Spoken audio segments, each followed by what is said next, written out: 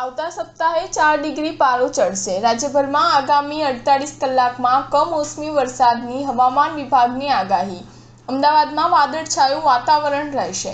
હવામાન વિભાગ દ્વારા આગામી 2 દિવસની વરસાદની આગાહી કરવામાં આવી છે, જે અનુસાર આગામી 48 કલાક માટે જેને મોટાભાગના જિલ્લાઓમાં સામાન્યથી હળવા વરસાદની શક્યતાઓ છે।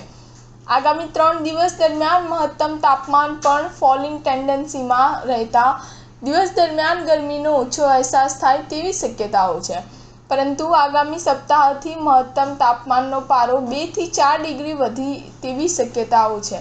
ત્યારે ગુજરાતવાસીઓને ફરી એકવાર ગરમીનો માર સહન કરવો પડશે। એપ્રિલ મહિનામાં વરસાદની શક્યતાઓને લઈને હવામાન વિભાગના વૈજ્ઞાનિક રામાશ્રય યાદવે જણાવ્યું હતું કે હાલમાં સૌરાષ્ટ્ર અને કચ્છના વિસ્તારો પર સાયક્લોન સર્ક્યુલેશન સક્રિય થઈ રહ્યું છે।